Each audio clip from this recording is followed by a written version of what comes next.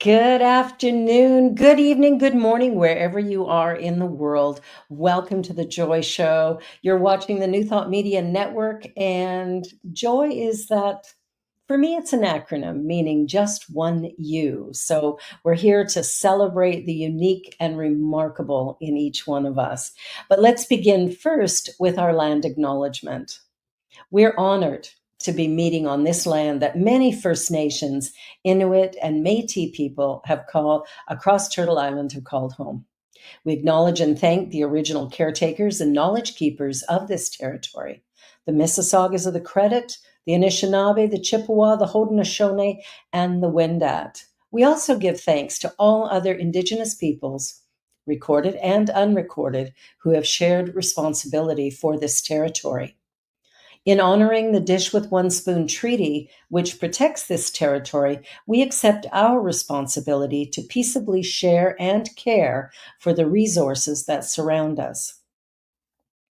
We also acknowledge, as inhabitants of these lands, that inequity and discrimination continue to affect our BIPOC and 2S LGBTQ plus family.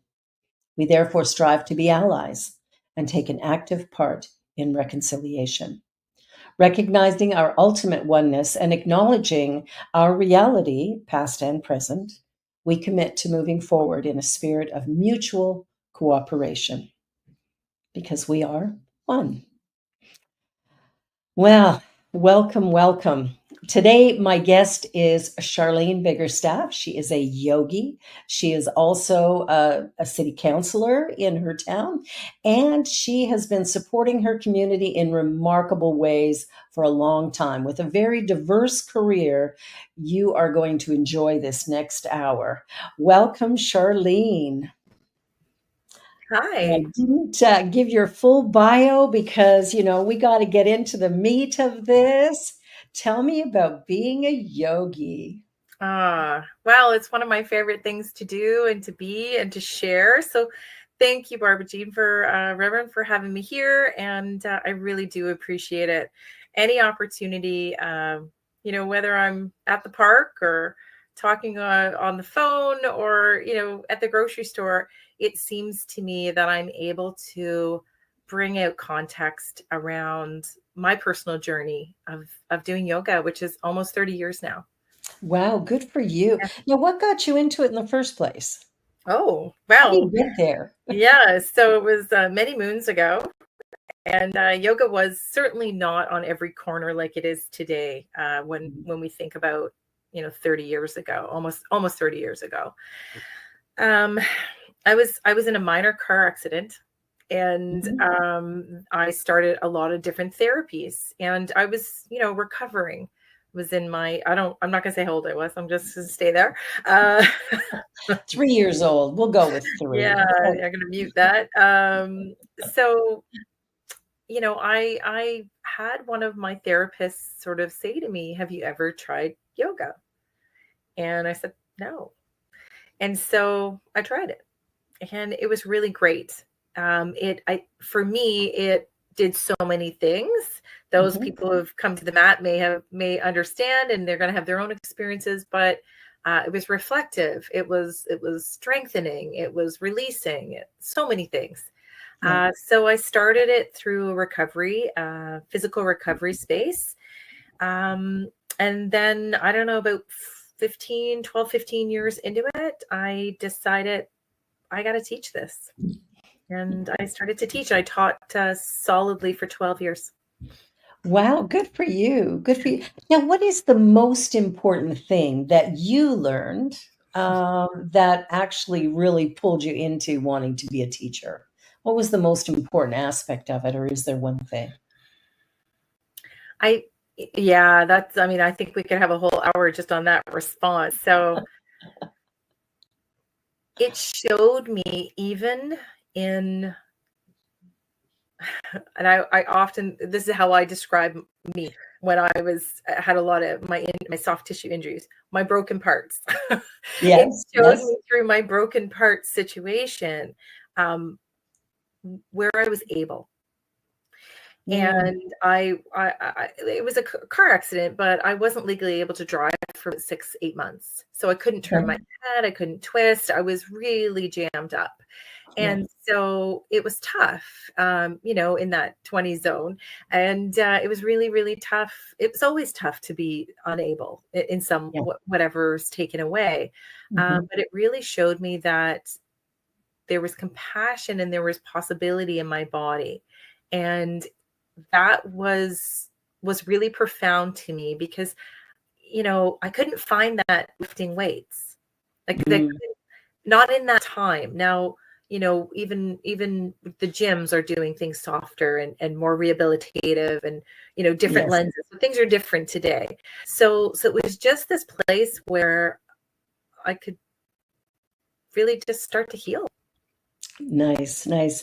I know what it's like to be disabled. I have a condition called spinal stenosis, I know which exactly what. excruciating pain, unable to stand, bend, walking was impossible. So I was using a walker or a wheelchair to get around. And I had a spiritual healing a year ago, year and a half now, and I'm perfectly fine now. But the work I've been doing, because I've had double hip replacement as well, because I'm only 32. I get it. Just kidding. But what I found is through that surgery and having to recover from that, it took a long time, and I have a great empathy for people who are, trying to cross the street with their walker, Yeah. and traffic is getting it's like I know that pain so well that I will stop for half an hour if that's what it takes for you to cross. I'm okay with that. Like it's, just even having empathy for somebody who's in that kind of pain. It's hard to see it because you can't see it. Yeah, and that's Mm. something I felt through my recovery process because as I kind of gained full recovery, full function of sorts, I had lots of setbacks, like a year later, 2 years later. That was sort of the first 7 or 8 years of my recovery process. I was like, "Oh, I'm good now." And then I'd like stop doing yoga, stop doing this, and then all of a sudden I'd be like, "Oh, wait a sec." And so I was like, Yeah. "Okay, maybe not." And so it kept reminding me, "No, you need to take care of yourself." And so Yeah. at a very early age, it was sort of it just kept showing me that. And so it built that into me. And Mhm. I don't know, and I'm with you when I see someone, yeah, I have a lot of compassion and time and space to support them wherever they're going and wherever they need to get to, for sure. Exactly. Well, and that's the most important thing is, when we acknowledge that we're in this together. And if we work together, we can create a remarkable world, actually, one that's really positive and powerful and productive. But so often we're in a hurry. And so we're wanting everybody around us to kind of fall in line with our agenda. And what I love about yoga and meditation and breath work stuff is that all of that is done in sort of that place of surrender rather than it's more of a being than a doing. Yeah. Yeah. Yeah. And we don't always have a lot of spaces that teach us that. And again, I'm kind of going backwards. We really have modernized. A lot of schools are doing it now. Mental Yeah. health is now doing it now. And 30 years ago, 20 years ago, when I kind of came out, was like, Yeah. hey, let's do some yoga. And I really, as I built my teaching practice, I really focused on those with disabilities and Yeah. mental health, physical health, rehabilitation spaces, seniors, those sorts of demographics, because there was really not a lot there. And It's true. yeah, and my first level of yoga was like I had 10 levels per se. 10. Yeah. I hate to even call it levels because there's no above, but spaces really. Yeah. Um, and the first one was just called breathe. And that Mm. it So was let's just talk about that a little bit because people think, "I breathe all the time." that's right. That means you're so good at it. Yeah, yeah. So tell us a little bit about the breath and the importance of it and why, well, we should obviously know why it's healthy for us, but maybe you can shed a little light on the practice and the way we breathe and the importance of that. Yeah. Oh gosh, that is just so many layers in there. So one of the things I often say is sort of the chicken or the egg, like whatever came first, is that sort of contemplation. So Mhm. when we look at breath work and we connect it into the how it affects the mind, what's first? We don't actually know, right? And one can actually adjust the other. So I Yes. think that that's a good news story. So because it doesn't really matter, because if we go at it from our head, we'll get a result. We go at it from the breath, we're going to get a result. So it Yes. doesn't actually matter. But when we start to realize the parasympathetic and the sympathetic systems, so our fight or flight or our rest and digest, Mhm. I often say to people, it's a light switch on a dimmer, Mm. Okay. right? So it's you're either on or off, right? And there's also a dimmer in there. Yeah. So we can be exasperated in our emotions, our stress emotions. That's that dimmer going brighter of sorts. So you kind of can't, you can never be in the same, you can never be stressed out and relaxed. It can only be Right. one or the other. And then your breath pattern changes. Your Mhm. your blood pattern changes, all kinds of things change, right? So when we start to realize that we're maybe stressed out or anxiety or what, like we flicked the switch, we can just really, without anyone knowing, just start to breathe deeper and Yes. actually ebb ourselves back in to the softer space. And so what that affects in the brain is sort of when you're in the fight or flight, you're actually back here in your brain. Right. And so it's that me, Right.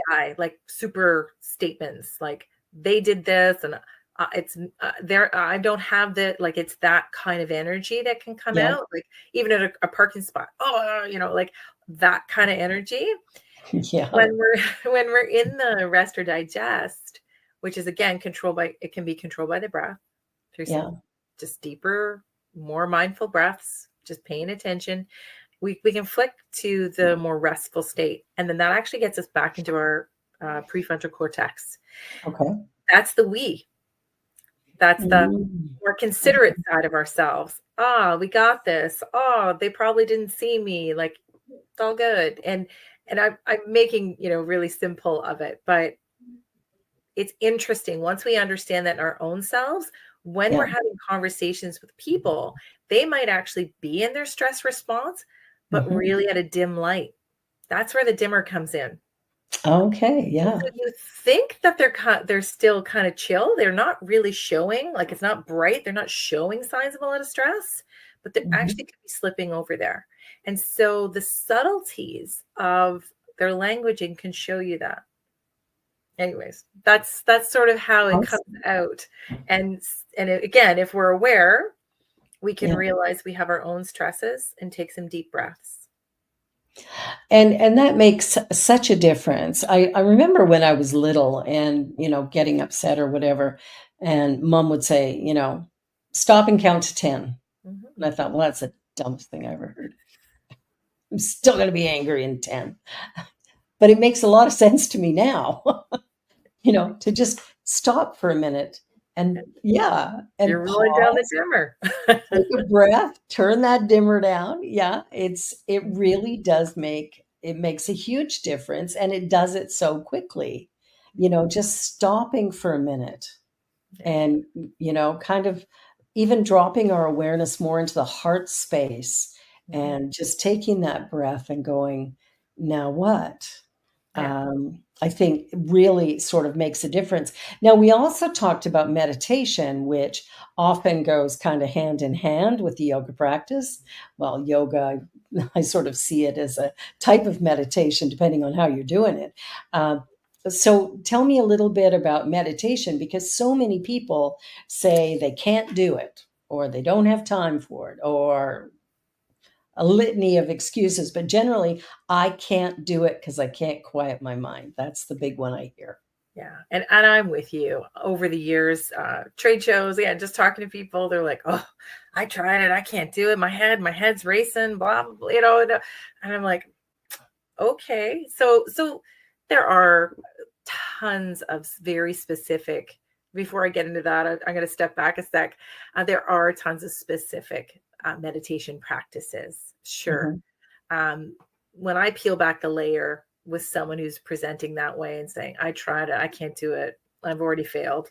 I just really get simple. And what I learned as a student and then shifting into the teacher mode was that, of course, words have value, have meaning. And when you're in that instruction space, people are really listening, like, really listening.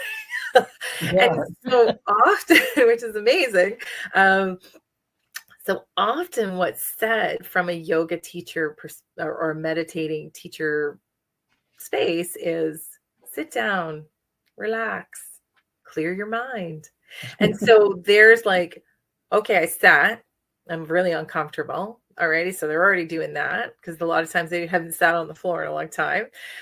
Relax. Like, I just got here, relax. Like, is this a switch? Right? Like, what do you mean relax? And like, clear your mind. I'm like, the mind just gets so loud. And so if it was like baking a cake, right? You need a pound of sugar, you need like 4 tons of eggs. It's like, well, how, you need a dump truck. Well, how big is this cake? Like the instructions don't match. Yeah. With what we actually have to do. And so what I try to say to people is you're just listening. Just listen. Just listen. That and what it will happen, maybe one day is your mind will get quiet and then you'll be like, it was quiet. Oh, crap. It was quiet. Can I get that again? So quiet moments are lovely when they happen. It's just not very often for me anyway. So another way I try to help people understand my experience and bring it in a way that's acceptable and doesn't turn into some big cake that you can't fit in the oven, something that's overwhelming is, and I think this lands today more than ever. Think of our body and everything that comes in, our all of our senses, especially our eyes and our ears, right? So we're on the phone, right? We're all this stuff coming in. Now, all that, think about it in a filter. So the layers of sediment starts to get full. Yes. Yeah. And so just use meditation as a moment to process. Yeah. Because it's all there in that filter until you do that work to process. And meditation is a fantastic opportunity to just simply let the mind wander around in that pile of stuff that came in. And some of it is like, why did I just think about the bike I rode when I was 4? That was random. And let that come in and then let it go. Exactly. And just start to process. And if we can then work on, if we let people off the hook with be silent, relax, hurry up and feel better. Hurry up and feel better. Right? That's not how it works. So we give them context, they can actually do that work. Yeah. Then I suggest you don't have to sit on a mat. Go in your garden. Yeah. Bring your cup of coffee. Watch the birds. Watch your dog. Go for a walk. Go for a walk. Watch a fireplace. All of those are valid. And people go, well, I do that. I go, I know. You're a good yogi. You can meditate. Now, you want to do a really specific practice where you're, it's square breathing or, bringing your breath and bringing attention to a body part. You can practice that. Practice that. It's just one more thing you can be doing. Now, do you have a website for your yoga practice, or are you doing I used anything with to. that these It was days? under 10yoga.ca or .com, and I don't actually have it up and live because I stopped teaching officially in 2019. I took a 1 year pause, Okay, yeah. and I came back. I closed the yoga studio and the mobile programming, and it was a lot. Mhm. It was a lot to take a step back, but it was time. Yeah, yeah. And my plan was to come back a year later, and I did. And the plan was actually to be online, and I was. And then 20 January, February 20, February 2020 got a little messy, if everyone remembers. Yeah. Really? What Yeah, happened? kind of got messy. And yeah, by the time mid-March came, I stepped back from that. Really trying to be as mindful as I could about holding space Yeah, in a global pandemic, and quite yeah. frankly, taking money from people. I just, and I wasn't sure I could really hold space. It was just such an unusual time. Yeah. And to try and, like you say, hold space for someone else's experience, very difficult during that time. I know as a minister, at the time I was working in two churches, and it was it was a lot because people were really, really struggling. Um, I was never busier than ever. Like it was so busy for me. But I think I think it really interrupted so much of what we do, which sort of reflects back onto what you were saying about the pause, because really COVID was a pause. Mhm. Our animal life flourished, our plant life flourished, because we took us out of the equation. Yeah. We took the doing out, and all of a sudden the world was being uh, alive again. Yeah. I would agree. There were so many people feeling so many things all at the same Mm, time in a sort of a collective consciousness of stuff, and so yeah, many things shifting.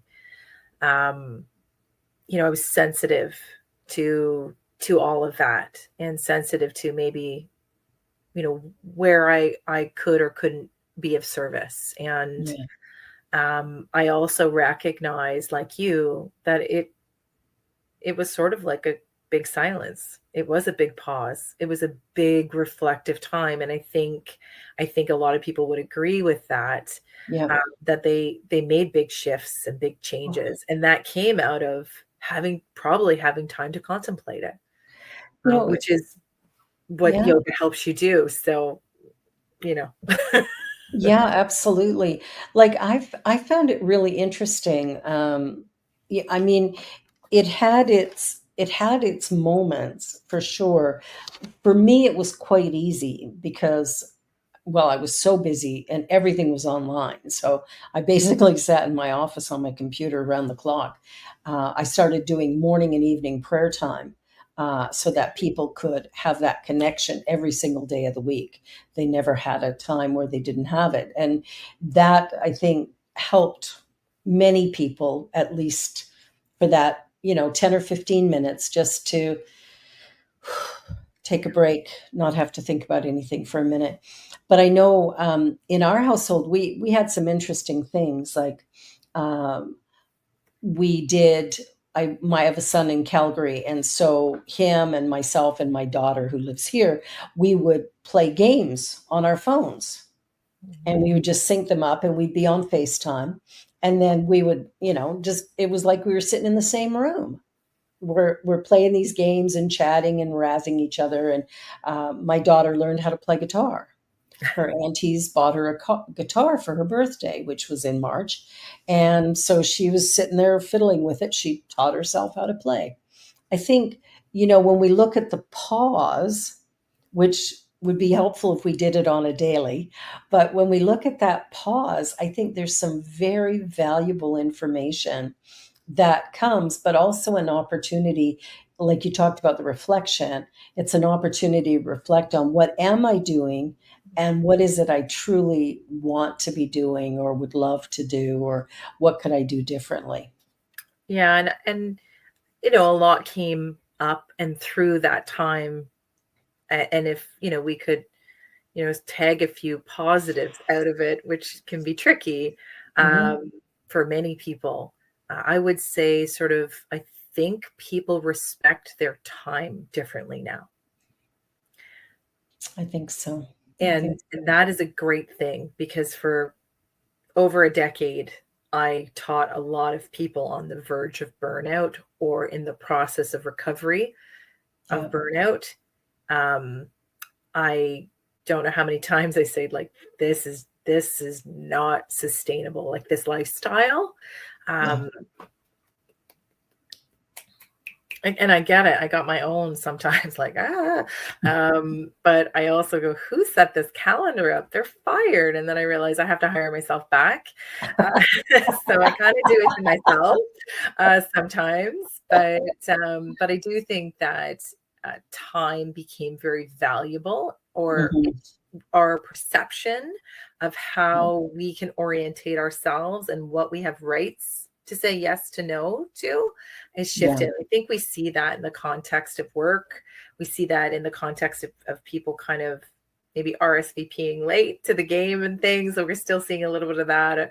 Yeah. But I don't think it's because people have a lack of commitment. I think that they're just weighing out their energy still. Yeah. And I do believe that most of us are still recovering. Yeah, I think so. And I think we're still seeing the impact of it, where there's certain products we still can't get, certain products that we've been accustomed to using for a long time. All of a sudden, we can't get them. There's still some of that going on. And I think the loss of businesses, the loss of income, the threats that were made, if you're not vaccinated, you can't come to work, you're fired. I think there's a whole lot of that is still being processed, that people are feeling that weight. And I know that the cost of living in Toronto is exorbitant, to say the least.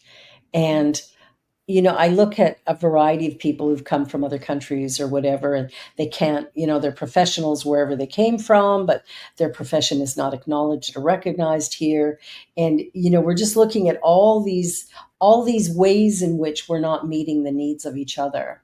And it has to start by meeting our own needs and, sort of having love and compassion for ourselves so that we can then share that with the people that are around us and start to create a greater sense of equity and possibility and opportunity, not for some of us, but for all of us. And I think what I love about the spiritual practices of yoga or meditation, prayer, any of the things that we do from that level, I think it's such an empowering way to live because it changes how we view the world. We're participating, right? It's Absolutely. not that others aren't, but I feel a sense of participation, Absolutely. right? Absolutely. Doesn't mean I'm Yeah. getting it all done or can fix it or got all the answers. Like, oh man, because if I I have did, yeah. whew, um, The thing is, I don't know what I don't know, so that leaves a lot I'm of room. participating, right? I'm participating, and I'm Yeah. trying to support and shift and make changes and shift and meeting people where they're at. So That's the big one, meet and people where they are. yeah, and I feel that through my yoga practice, my students taught me that, right? Those in wheelchairs or those with brain injury or the list of things. Yeah. I had no even pre and postnatal.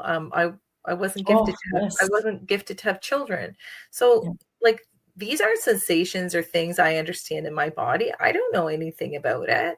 And Yeah. so often I contemplated as I took on these programs to develop these programs, it's like, how am I going to teach this? I don't know anything about this. And That's so funny. I had to bear witness and just Yeah. constantly ask, where are you? And remind people to modify and be where they are. And so I often just had small classes, Yeah. and I said, this one's for you, you and you, and you and you no, you're going to do that because of this, that, and that. And so it was always about refining and tweaking Yeah. and bringing it for people to And I right where think that's what life is about anyway, making space for all of us. We're going to take a little commercial break because we're already at the halfway mark. Go figure. Time flies. You're watching The Joy Show here on the New Thought Media Network, and we're going to take a commercial break, and we'll be right back with Charlene Biggerstaff. Don't go away. Please help us say thank you to our organizational sponsors, including the Hefferland Foundation, Affiliated New Thought Network, International New Thought Alliance, Science of Mind Archives and Library Foundation, Center for Spiritual Living Denver, Center for Spiritual Living Midtown, New Thought Philadelphia, Planned Happiness Institute, Summit Center for Spiritual Living, One Heart Retreats, Center for Spiritual Living on the Lake, Unity Spiritual Center, Kitchener, Home Center for Spiritual Living, La Mesa, Satya Center, Center for Spiritual Living, North Jersey, Unity of Savannah, and Center for Spiritual Living, Seattle, as well as all of our individual donors. Thank you for making New Thought Media Network a place to be. Please come be you. And remember, like, share, and subscribe. Watch me change when you change the way you look at things.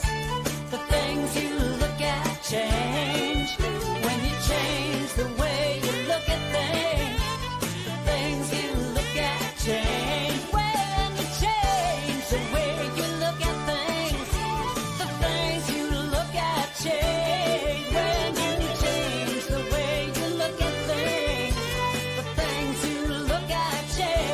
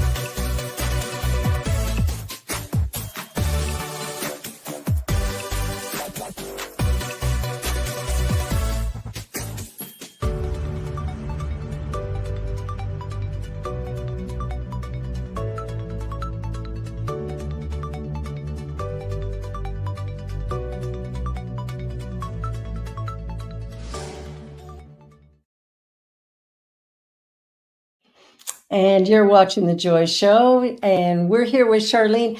So, we've been talking about meditation and yoga and just taking a pause, and, of course, the big pause that happened in 2020.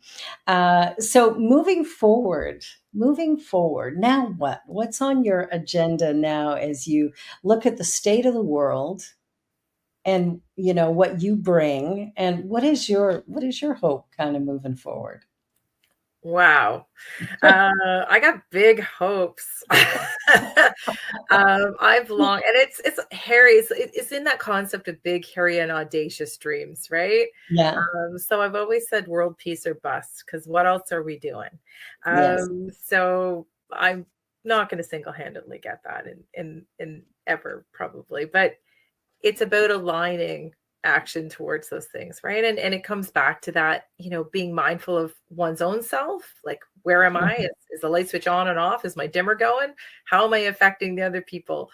Yeah. Hey, bearing witness to where they might be, not making assumptions, checking in, asking them to be the guide of what support looks like if they need it, right? That's a really important statement right there. Um, I think sometimes we have to do some extra work so that we can understand somebody else's experience. So if we take the Indigenous people of Canada, and well, North America, maybe the world. Let's not make it small, let's make it big. So the indigenous people who had it right from the beginning, they had a way of walking on Mother Earth that respected it. And we kind of destroyed that. So when I look at, when I look at some of the injustices in the world right now, and then I look at what am I capable of doing, it has to come back to each one of us doing our piece, because if each one does something, that impacts everything. So, like Gandhi said, be the peace you want to see in the world. I had a client years ago who goes, I had you pray for peace for me, and everything's falling apart. Nothing's going right. And I'm like, and I'm never going to be peaceful like this. And it's like, well, because peace is a choice. Yeah. And I think we forget that sometimes. We think we pray for peace, or we pray for, happiness or joy or love or whatever, and then life continues. Like the Buddhists say, before enlightenment, chop wood, carry water. After enlightenment, chop wood, carry water. That's right. It is an inside job, right? And so, It is an inside job. participating, and what does that mean for everybody? Everybody's version of participating is different. So, February 2020 happened, right? And then I was working at a nonprofit in mental health, Okay. running a peer program. And so Oh, yeah. a resource booklet that called the Up Hub Project, and it helps those in York Region. It was peer led, and it helps those in York Region connect to services. So that was a very profound project to be working on in a very profound time. I had also signed myself back up for school, so I went to online. I got shifted, which is just fine, and I ended up taking HR management. Yeah. So again, as we sort of went through that 2-year period, those two items really bubbled up to the surface, and I think as communities and townships and whatnot, cities, we've reorientated the idea of mental health and how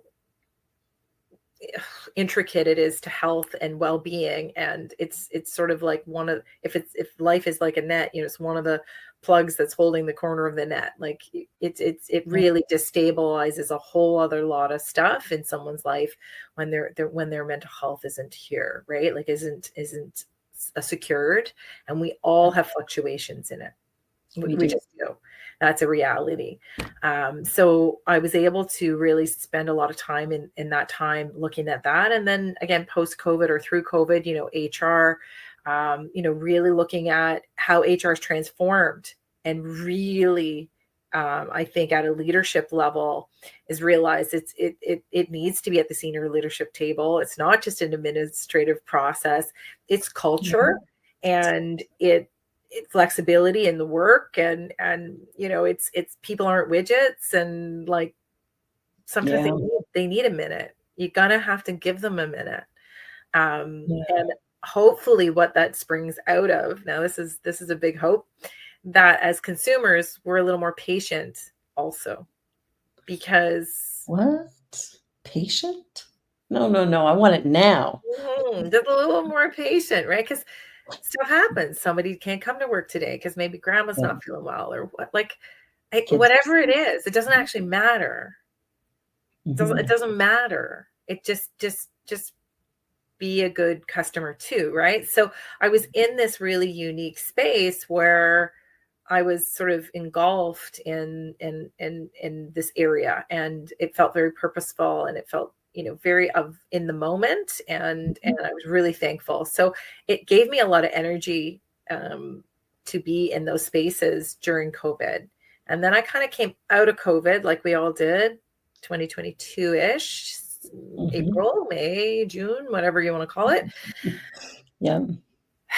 And then I decided to run an election in my local town because I wanted to be more purposeful. Good for you.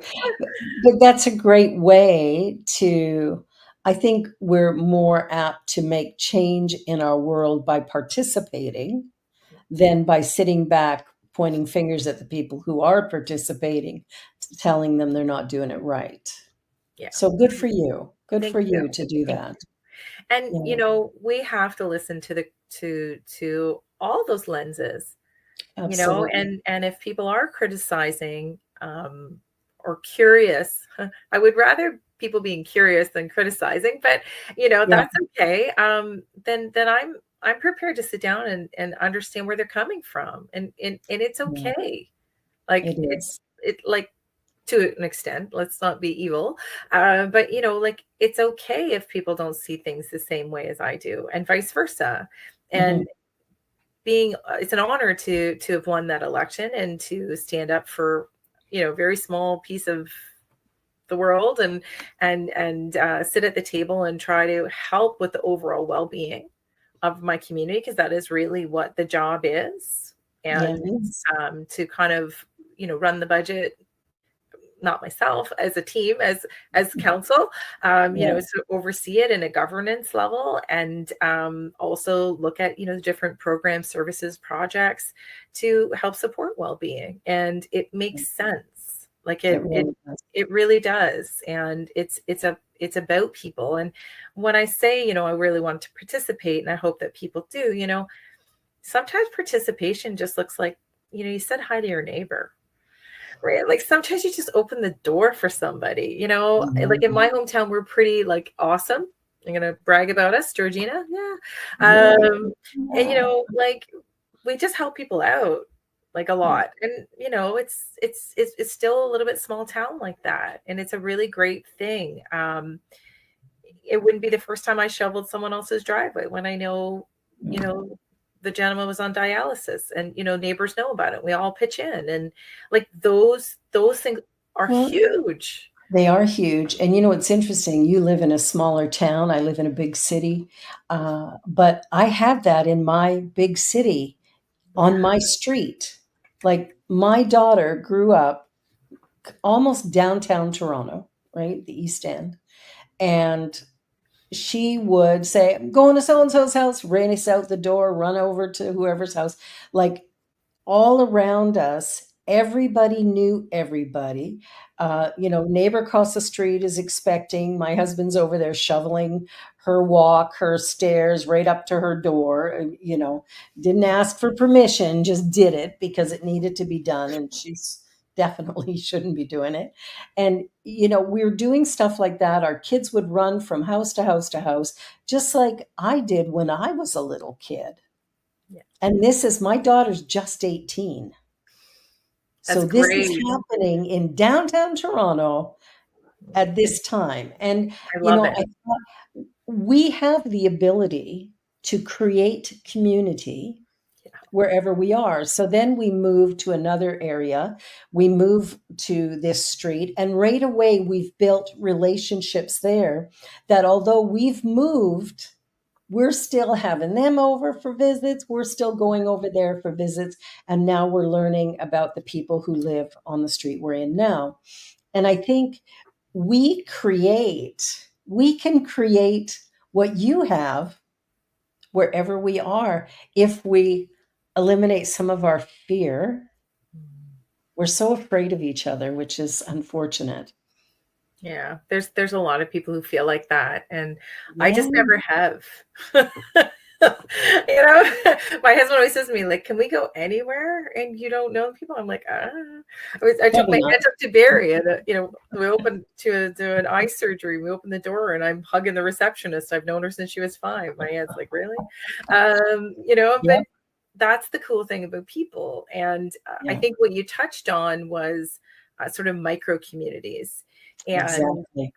there's those layers of when we look at like the happiness studies, and when we look at the blue zones, those areas where more people who are 100 are living to 100.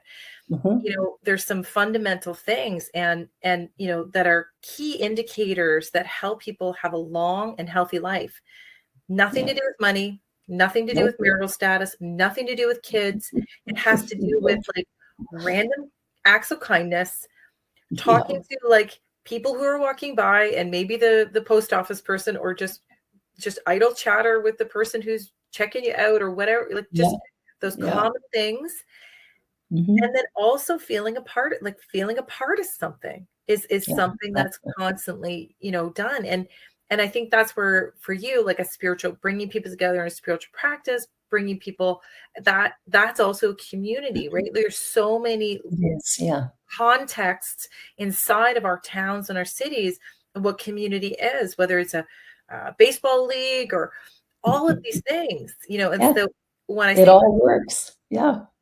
participate, Mhm. it's really easy and quite broad. And it really And we helps can with do it. health. Yeah. And when we circle it back to COVID, if we really look at what was taken away from us, it was our ability to participate too, It was. right? Yeah. And we've got to get participating again. That's been, that's the challenge that I'm having right now. We do all our services online, and getting people in person to do something, it has been a bit of a challenge to try and make that happen. And it's for me, I'm like, oh, come on. It'd be so great if we were, whenever we do get together, it's like a big hug fest, and there's so much love, and it's so beautiful. And yet we're maintaining the distance. And then the distance is okay too, because I can have this interview with you. Yeah. And I have students in Saskatchewan, in Alberta, in the US, in the islands. Like, I can have all of that because I'm online, but there's still a need to be together. And I think sort of rebuilding that is taking much longer than I expected.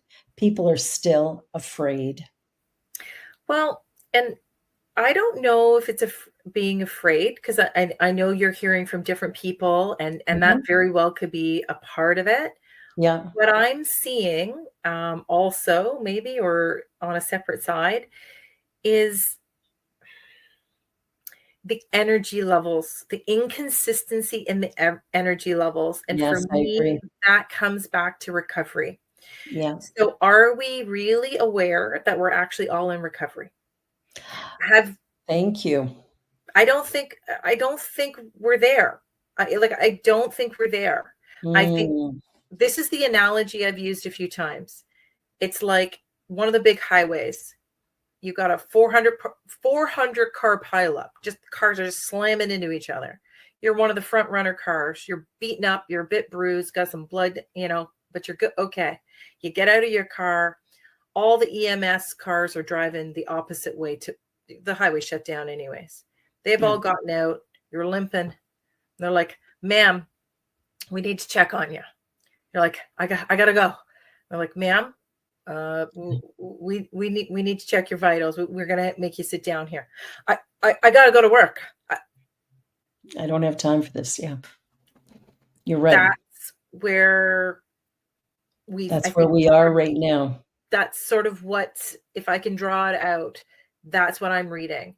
And with that push, that adrenaline push, or that like the real have tos, which might be work or kids or whatever, there's only so much energy and capacity. And so where we used to be able to find this wide zone of consistency, now I see it more like a skipping stone.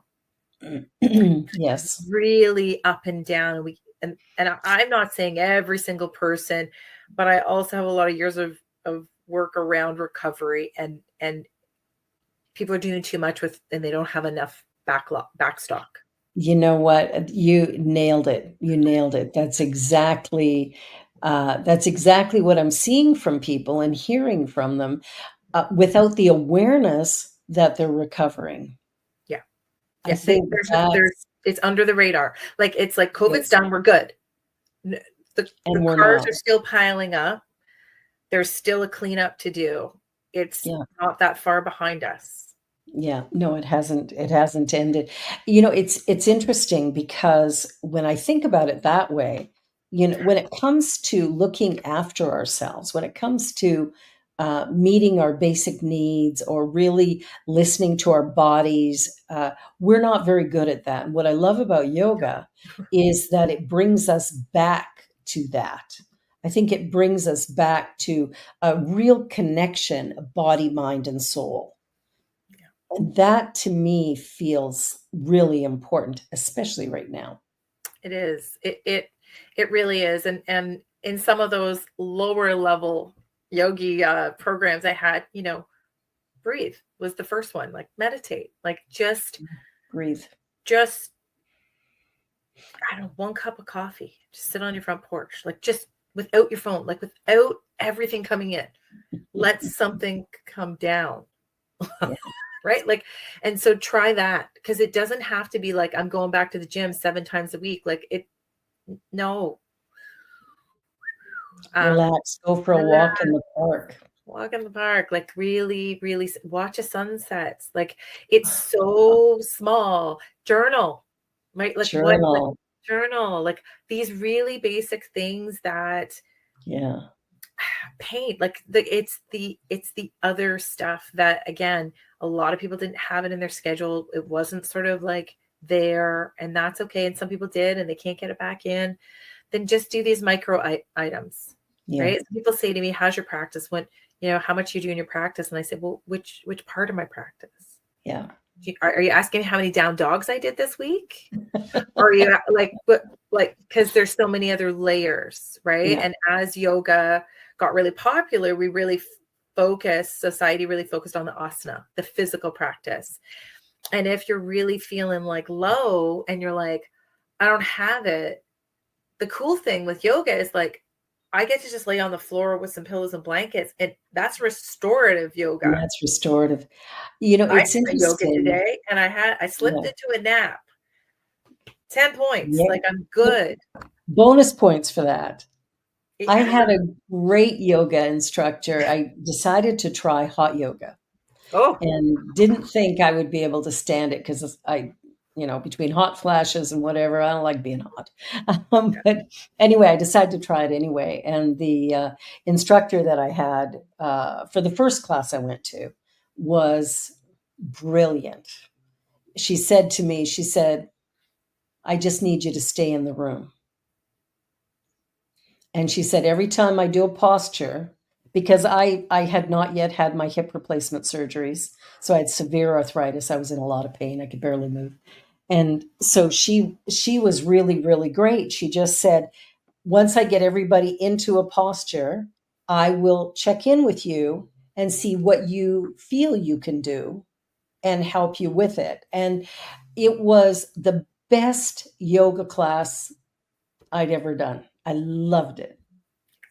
that was my style of teaching. So I feel like I'm getting a small compliment off to the side, because it was really about tailoring it to people, because absolutely that's really what it's about. It's not synchronized yoga. Like it can be, but it doesn't have to be. If we're truly listening, chances are we all can't do all the same things.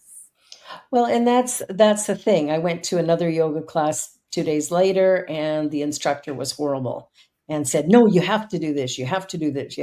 And so that was the end of that. Right? Like different mindset of, that it's more aerobic in style, or more like fitnessy in style. And so, that's going to attract that kind of person. Is kind of like, and those people usually hate my style of class, right? So like, whatever it is, just do it. Finding the right people and the right, and taking a pause. Well, we're down to our last 5 minutes, which is shocking. It's gone so quick. But what I love to do at the end is just kind of touch on, what do you think the most important thing you would like people to take away from this interview today? What would you really want them to land on? The concept of taking care of yourself is much more broad than we've been told. And I think it's more paramount today, and probably moving forward, than it's ever been. Yeah. And we each need to do those things to really take care of ourselves It's that, that mask on yourself before someone else. Yeah. It's not a joke. It's not a joke. It's really Yeah. real. You know, and the ways to take care of oneself, again, it's just so much more broad. It's so much more, you're able to slip it in your day, and it counts. It does count. It counts. Like, if you think of your energy in your life as this bucket of water, right? Like, you're taking out cups, but you're only putting drops back in. You can only do that for so long, and the bucket will be empty. Exactly. And then you find yourself in a bit of a crisis. And I often say that if you don't do you, you won't get done. So, and those little drops, like, the little drops do help, right? It takes the dimmer down and might flip the switch, right? Like, Yeah. become more mindful about how you're feeling, and it's okay. It's okay. We're all getting through, whether this is COVID related residue, or if it's decades of stuff prior, or something that just happened this week. It doesn't actually matter. Yeah. In the context of self-care, and also how important connecting, participating, whatever that means for you, is for our health. And like, you don't have to take it from me. Like, Google that stuff. Like, it's huge in the benchmarks of longevity and happiness. Yeah. And I think that's what people want. It is. Absolutely. Yeah. I think we're all looking for connections. We're looking for validation. We're looking for approval, all kinds of things. And we haven't learned that it comes from us. I've said it for years. It's an inside job. It's an inside job. An inside job. And okay, I mean, we touched on it, but meditation. Yeah, one of the jokes I used to say to people, especially at trade shows, right? Like local trade, like, they're like, "Oh, I can't meditate," and I tried it. And I'm like, "No, I didn't say levitate. I said meditate." But there people were like, "Oh," I'm like, okay, keep it real. So it's always someone who's like, "Let's just keep this really real." Let's keep it real. Meditation's about listening. Yeah. Levitating is the doing. That's right. A whole different monkey. I haven't figured that one out yet either. Not sure I'll get there. I did have the experience of stepping outside my body during meditation, but I have not levitated. So that'll come down the road when I'm better at it, maybe. We'll see. Yeah. Well, I'm so delighted that you were here today, and I would love to have you actually on my other show, which is called Spirit Cafe, which is Courageous Conversations for Changing Times. Mm-hmm. And what I made myself a note to talk about the recovery process, because I think that's where we are right now, and we don't know that. No. So that's great. So stick around when the show ends, and I want to just talk to you for a brief minute more before we close it all off. And my final thought is, if you don't love you, how are you going to love anybody?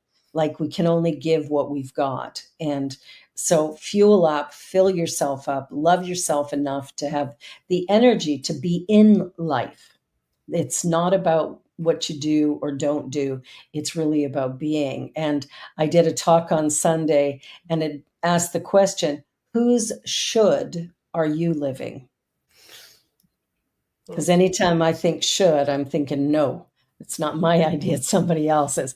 Thank you so much for being here, Charlene. You are a gift. Thank you, everyone, for participating. We look forward to seeing you again next week. Be sure to like, share, and subscribe. And hey, make a donation to the New Thought Media Network.